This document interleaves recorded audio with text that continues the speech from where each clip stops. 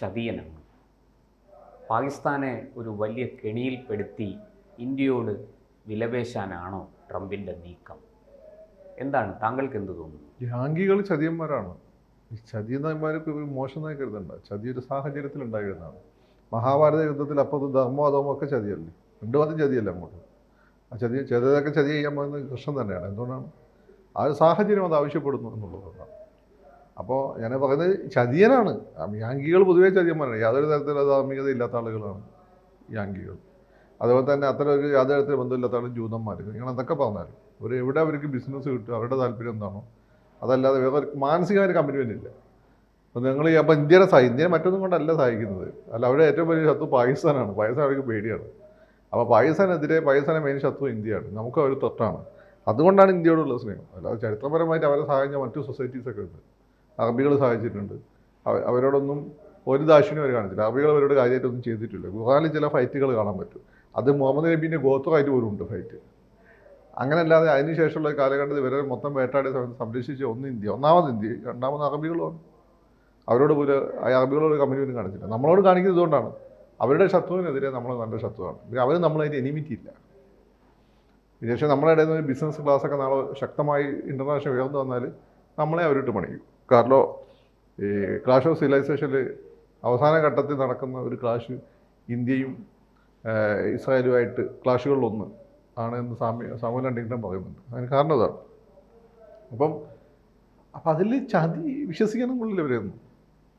ഇന്ത്യക്കൊക്കെ കുറച്ചും കൂടി നമ്മൾ എത്ര വേണ്ടാന്ന് വിചാരിച്ചാലും എത്തിക്കലായിട്ട് നമുക്കത് ശരിയാണോ എന്നൊരു തോന്നുന്നില്ല. ഇപ്പോൾ പാകിസ്ഥാന് 5ാം തലമുറയിൽപ്പെട്ട F-35 കൊടുക്കാം എന്നൊരു വാഗ്ദാനം അമേരിക്ക മുന്നോട്ട് വെച്ചിട്ടുണ്ട്. കൊടുക്കുമോ ഇല്ലയോ എന്ന് ഉറപ്പൊന്നുമില്ല.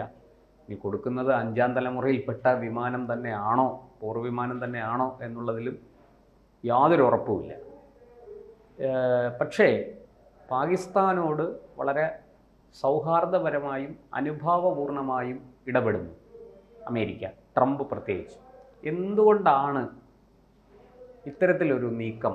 അല്ല, ഒന്നാമത്തെ കാര്യം 5th ജനറേഷൻ ഫൈറ്റർ ജെറ്റ് എന്ന് പറഞ്ഞാൽ അമേരിക്കയുടെ കയ്യിൽ 2 ഒന്ന് F-35. അതാണ് ലോക രാജ്യങ്ങൾക്കെല്ലാം കൂടെ single engine multi role compact stealth aircraft ആണ്. അതാണ് അവർ മറ്റ് രാജ്യങ്ങൾ, നാറ്റോ രാജ്യങ്ങൾക്കൊക്കെ അവർ കൊടുക്കുന്നത്. എന്നാൽ തുർക്കിക്ക് കൊടുത്തിട്ടില്ല. വേറെ അവരെ കയ്യിലുള്ള വേറൊരു ഫൈറ്റർ ജെറ്റ് എന്ന് വെച്ചാൽ ഇപ്പോൾ 5th ജനറേഷൻ F-22 റാപ്റ്ററാണ്. 10-280 എണ്ണാണ്ട് ഒരാൾക്കും കൊടുത്തിട്ടില്ല. അവരെ കാണിച്ചു പോലും കൊടുത്തിട്ടില്ല. അത് ഡബിൾ എഞ്ചിനാണ്, എയർ സുപ്പീരിയോറിറ്റി ഫൈറ്റർ ജെറ്റാണ്. പിന്നെ ഉള്ളത് അവരുടെ കയ്യിലുള്ളത് B-2 ബോംബർ എന്നൊക്കെ പറഞ്ഞിട്ടുള്ള സാധനങ്ങളാണ്. സ്പിരിറ്റ് എന്നൊക്കെ പറഞ്ഞിട്ടുള്ള 3 ടൈപ്പ് സാധനങ്ങളുണ്ട്. അത് 10-500 അതുകൊണ്ട് അതും പിന്നെ ഇതാണ് സ്റ്റെൽത്ത് ബോംബേഴ്സാണ്, സ്ട്രാറ്റജിക് ബോംബേഴ്സാണ്. സ്ട്രാറ്റജിക് ബോംബേഴ്സ് ലോകത്ത് 3 രാജ്യങ്ങളുടെ കയ്യിലേ ഉള്ളൂ. India, China. ഇന്ത്യൻ്റെ ഇല്ല. സ്ട്രാറ്റജിക് ബോംബേഴ്സ് ഉള്ളത് USA, ചൈന, റഷ്യൻ്റെ സ്ട്രാറ്റജിക് ബോംബറിനാണ് നാളെ അവന്മാർ അറ്റാക്ക് ചെയ്തത്, ഉക്രൈൻകാർ. ലോകത്തൊരു രാജ്യങ്ങളുടെ കയ്യിലും അതില്ല. മറ്റു രാജ്യങ്ങളും ഇന്ത്യ ഉൾപ്പെടെയുള്ള രാജ്യങ്ങളുടെ കയ്യിൽ സ്ട്രാറ്റജിക് ബോംബേഴ്സ് ഇല്ല. നമ്മൾ ഫൈറ്റർ ജെറ്റുകൾ തന്നെയാണ് ബോംബിങ്ങിന് ഉപയോഗിക്കുന്നത്. സ്ട്രാറ്റജിക് ബോംബേഴ്സ് ഉപയോഗിക്കുന്നത് ഒരു നഗരം മൊത്തം ബോംബ് ചെയ്ത് തീർക്കാനാണ്. അത്രയും ബോംബുകൾ കൊണ്ടുവരും, വലിയ ഹ്യൂജ് വിമാനങ്ങളാണത്. അപ്പം ഇന്ത്യക്ക് അത് വേണ്ടാത്ത നമ്മൾ ഗ്ലോബൽ സുപ്പീരിയോറിറ്റിക്കൊന്നും ശ്രമിക്കുന്നില്ല എന്നുള്ളതുകൊണ്ടാണ്. ഗ്ലോബൽ സുപ്പീരിയോറിറ്റിക്ക് ശ്രമിക്കുന്ന രാജ്യങ്ങൾക്ക് ഇതിൻ്റെ ആവശ്യമുള്ളൂ. എയർക്രാഫ്റ്റ് കാരിയറുകളുടെ എണ്ണം കൂടുതലും അവർക്കാണ്, നമുക്ക് ആവശ്യമില്ല. നമ്മൾ റീജിയണൽ സുപ്പീരിയോറിറ്റി മാത്രമാണ് നമുക്ക്. നമ്മുടെ സുരക്ഷ അതിനു വേണ്ടിയുള്ള റീജിയണൽ സുപ്പീരിയോറിറ്റി. അതിന് നമുക്ക് 2 എയർക്രാഫ്റ്റ് കാരിയേഴ്സ് ഉണ്ട്, അത് ധാരാളമാണ്. അമേരിക്ക 17 മറ്റുണ്ടെന്ന് എനിക്ക് തോന്നുന്നു. ഇപ്പോൾ ഇത്ര ഡീകമ്മീഷൻ ചെയ്തെന്ന് അറിയില്ല. ഏതായാലും 10ൻ്റെ അടുത്തുണ്ട്. അപ്പം ചൈന പെട്ടെന്ന് ഉണ്ടായിക്കൊണ്ടിരിക്കുകയാണ്. റഷ്യക്ക് ഇപ്പം കുറവാണ്. പക്ഷേ ഇപ്പോൾ അവർ ഗ്ലോബൽ സുപ്പീരിയോറിറ്റിക്ക് ശ്രമിക്കുന്നില്ല. അതുപോലെ തന്നെ ഉണ്ടായിരുന്നു. പിന്നെ ബോംബർ വിമാനങ്ങളും അവർ ഇപ്പോൾ ഉണ്ടാക്കുന്നില്ല. കാരണം അവർ ഗ്ലോബൽ സുപ്പീരിയോറിറ്റി അല്ല ഇപ്പോൾ അവരുടെ ഇന്റേണൽ സ്റ്റെബിലിറ്റിയാണ്.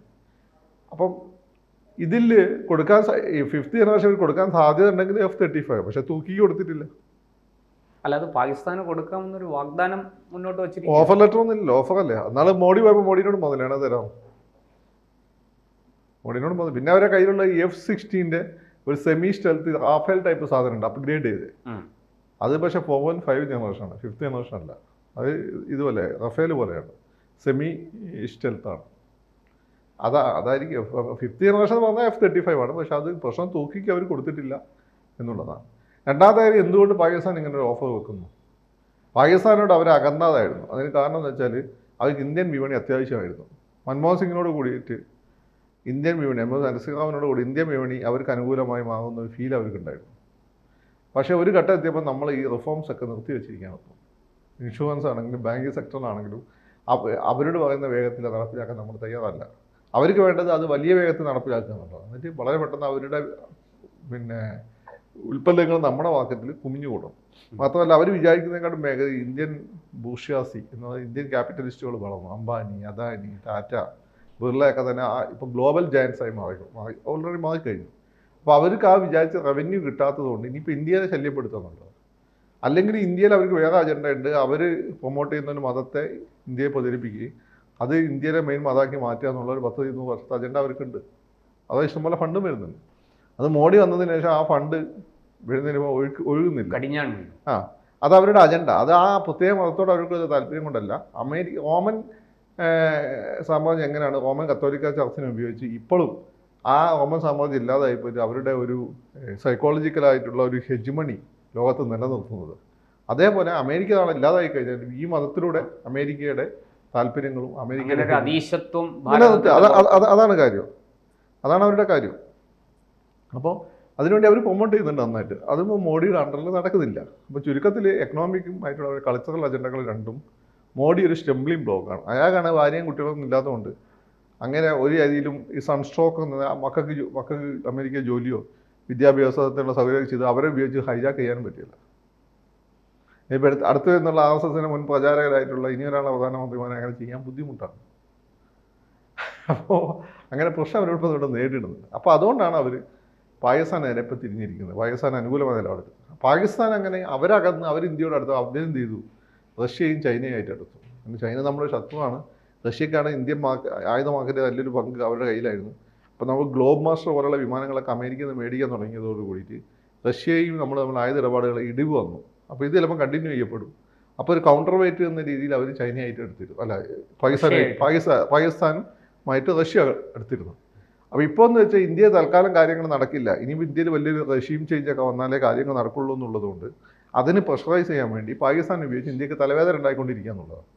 ഇന്ത്യയിൽ റെഷീം ചേഞ്ച് വേണമെങ്കിൽ എന്ത് സംഭവിക്കണം എന്ന് ഞാൻ മുമ്പേ പറഞ്ഞിട്ടുണ്ട്. ഒന്നെങ്കിൽ അതിഭീകരമായ യുദ്ധം നടത്തി ഇന്ത്യ നാണം കെട്ട രീതിയിൽ പരാജയപ്പെടണം. അതല്ലെങ്കിൽ അതിശക്തമായൊരു ക്ഷാമം വന്നിട്ട് ജനങ്ങൾ ഭക്ഷണം കഴിക്കാൻ ഗതിയില്ലാതെ തെരുവിലൂടെ തണ്ടണം. എങ്കിൽ മാത്രമേ മോഡിക്കും BJPക്കും എതിരെ ആളുകൾ തിരിയുള്ളൂ ഇന്ത്യയിൽ. ഇന്ത്യ നിങ്ങൾ പറയുമ്പോൾ കേരളം തന്നെ ഒഴിവാക്കിയോ എന്ന് വെച്ചാൽ അതിൻ്റെ ഭാഗമല്ല എന്നല്ല, അത് വേറൊരു മെൻറ്റാലിറ്റിയാണ്. കേരളത്തിൽ പോലും കേരളത്തിൽ പക്ഷേ എനിക്ക് പറയാൻ പറ്റും. ഓൾറെഡി മോഡി ഇലക്ഷൻ വിൻ ചെയ്യാൻ വളരെ അപൂർവമായിട്ടല്ലേ പറ്റത്തുള്ളൂ. അപ്പോൾ ഏറ്റവും കൂടുതൽ സീറ്റുകൾ വരുന്നത് കേരളത്തിൻ്റെയും തമിഴ്നാടിൻ്റെയും പുറത്തുനിന്നാണ്. ഈ പ്രദേശങ്ങളിൽ ഇങ്ങനെ ഇമ്പാക്റ്റ് വന്നാൽ അവരെ ബാധിക്കുള്ളൂ BJPനെ, മനസ്സിലായില്ലേ? അപ്പം അത് സംഭവിക്കും. അപ്പോൾ അങ്ങനെ സംഭവിച്ചാൽ മാത്രം. അപ്പോൾ അതിനെന്ത് ചെയ്യണം? പാകിസ്ഥാനെ ശക്തിപ്പെടുത്തണം. ചൈന നമ്മൾ ഇമ്മീഡിയറ്റ് യുദ്ധത്തിന് വരില്ല, കാരണം അവർക്ക് വലിയ ഗ്ലോബൽ അജണ്ടയുണ്ട്. ഇവിടെ പെട്ടുപോയി കഴിഞ്ഞാൽ അവർ പരിപാടി നടക്കില്ല.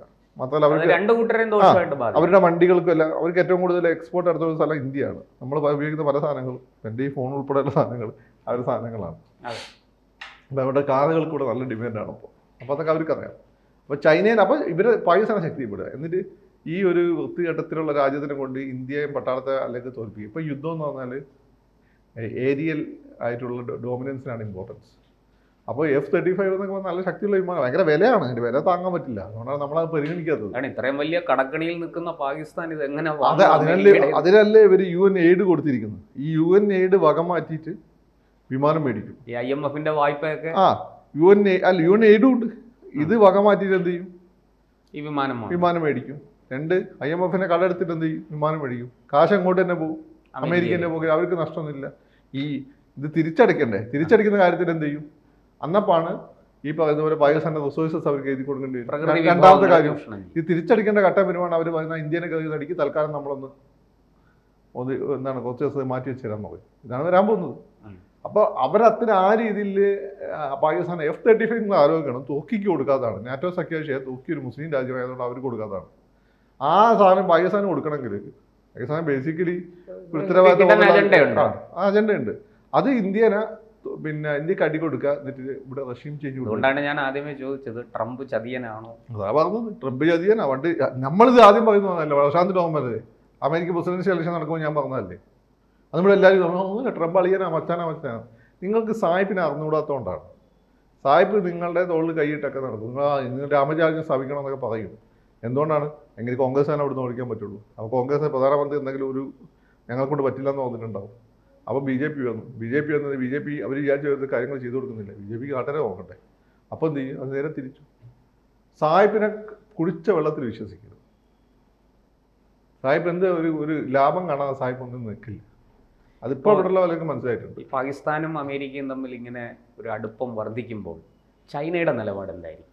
ചൈനയ്ക്ക് പ്രത്യേകിച്ചും ഇല്ലല്ലോ. ചൈന ഇപ്പോൾ എടുക്കുന്നത് 1-2 ലോക മഹായുദ്ധങ്ങൾ അമേരിക്ക എടുത്ത സ്റ്റാൻഡാണ്. ലോകത്ത് സംഘർഷം ഉണ്ടാക്കാനുള്ള കുത്തിത്തിരിപ്പൊക്കെ അവരുണ്ടാക്കും. ഇതിലൊന്നും പങ്കെടുക്കില്ല. പങ്കെടുത്താൽ അവരെ കയ്യിൽ പൈസ വരും. അപ്പോൾ ലോകത്തുള്ള പ്രധാന രാജ്യങ്ങളൊക്കെ ഈ കുത്തിത്തിരിവ് പെട്ടിട്ട് പരസ്പരം യുദ്ധം ചെയ്ത് നശിക്കും. നശിക്കുമ്പോൾ റീകൺസ്ട്രക്ഷന് വേണ്ടി അവരെ ഇന്ന് ലോൺ എടുക്കും, അവർക്ക് ആക്സസ് കൊടുക്കും. അത് വെച്ച് അടുത്ത ഗ്ലോബൽ പവർ ആവാം. ഇതാണ് ചൈനയുടെ അജണ്ട. ചൈന വളരെ കൃത്യമായിട്ട് അമേരിക്കയുടെ കെണിയിൽ വീഴാതെ നിൽക്കുന്നു. വീഴാതെ നിൽക്കുന്നു.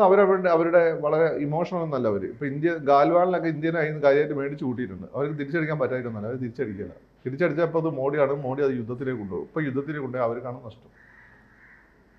അവരുടെ സാമ്പത്തിക നിലയെ അത് ബാധിക്കും. അവരെ ബാധിക്കും. അവരിപ്പം ലോകത്തെ 2ാമത്തെ ഏറ്റവും വലിയ ഇക്കോണമി, 14 ട്രില്യൺ. അമേരിക്ക എനിക്ക് 36 ട്രില്യൺ തോന്നുന്നു. ഇന്ത്യ 3 ട്രില്യൺ 4 ട്രില്യൺ മറ്റോ. India 4 trillion. അപ്പം അത് പിന്നോട്ട് പിടിക്കും. അവരൊരു യുദ്ധത്തിൽ വന്നാൽ അവർക്കാണ് നഷ്ടം, നമുക്കല്ല. നമ്മളും പാകിസ്ഥാൻ യുദ്ധത്തിൽ വന്നാൽ നമുക്കാണ് നഷ്ടം. ഉയരത്തിൽ നിന്നുള്ള വീഴ്ചയ്ക്ക്. അതെ. നമ്മളും പാകിസ്ഥാൻ നമ്മൾ യുദ്ധം നടന്നാൽ പാകിസ്ഥാന് നഷ്ടമല്ല, നമുക്കാണ് നഷ്ടം. പാകിസ്ഥാൻ എന്ത് ഇഷ്ടപ്പെടാണ്? ഒന്നും ഇല്ലാത്ത അത് ശരിയാണ്.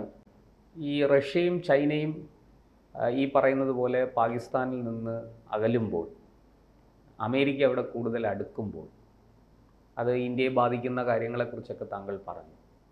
എങ്ങനെയായിരിക്കും ഇന്ത്യ ഇതിനെ നേരിടുക?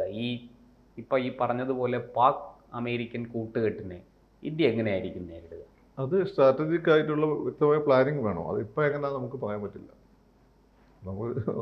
കാരണം ഈ ട്രംപ് കാനഡയിൽ നിന്ന് മടങ്ങുമ്പോൾ അമേരിക്കയിലേക്ക് ക്ഷണിച്ചു മോദിയെ.